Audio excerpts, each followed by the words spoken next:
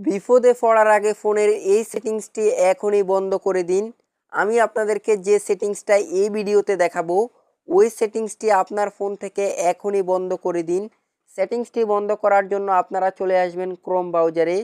Chrome ব্রাউজারে আসার পর আপনারা ক্রোম ব্রাউজারের উপরে এখানে 3 ডট দেখতে পারবেন, 3 ডটের মধ্যে ক্লিক করবেন। এখন এখানে আপনারা একটু নিচে একটি অপশন দেখতে পারবেন সেটিংসের মধ্যে ক্লিক করে দিবেন।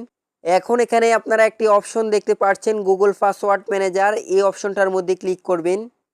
এখন আপনারা যদি লক্ষ্য করেন এখানে কিন্তু আমার ফেসবুক অ্যাকাউন্টের পাসওয়ার্ডটা সেভ করা রয়েছে।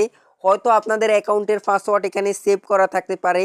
আপনারা যে কাজটা করবেন এখানে নিচে যদি লক্ষ্য করেন, এখানে নিচে লক্ষ্য করলে দেখতে পারবেন সেটিংসের মধ্যে চলে আসবেন। এখন এখানে আপনারা কিছু অপশন দেখতে পাচ্ছেন, এখান থেকে সবগুলো অপশনকে বন্ধ করে দিবেন। সো আমি এগুলোকে বন্ধ করে দিচ্ছি। বন্ধ করার পর আপনাদেরকে যে কাজটা করতে হবে, এখান থেকে আপনারা পাসওয়ার্ডগুলোকে ডিলিট করে দিবেন, তাহলেই কিন্তু আপনার কাজ শেষ। এখন আপনারা অনেকেই বলতে পারেন এই সেটিংসগুলো বন্ধ করলে কি হবে। বন্ধুরা, আমি আপনাদেরকে একটু সহজ করে বলি।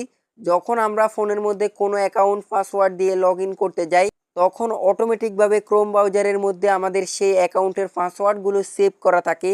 এতে যে সমস্যাটা হয়, যখন আমরা ক্রোম ব্রাউজার ব্যবহার করি অথবা ক্রোম ব্রাউজারে আসি, অনেক সময় আমরা বিভিন্ন থার্ড পার্টি সাইটের মধ্যে ঢুকে যাই ভুল করে, তখন কিন্তু আমাদের ওই পাসওয়ার্ডগুলো কিন্তু হ্যাক হওয়ার সম্ভাবনা থেকে যায়।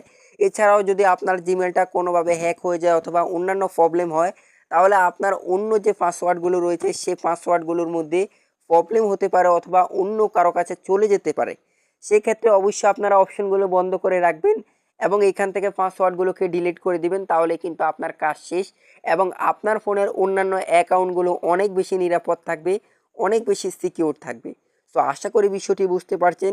যদি ভিডিওটা ভালো লাগে অবশ্যই ভিডিওতে একটি লাইক করবেন এবং এই ভিডিওটি শেয়ার করে অন্য একটা ভাইকে দেখার সুযোগ করে দিবেন।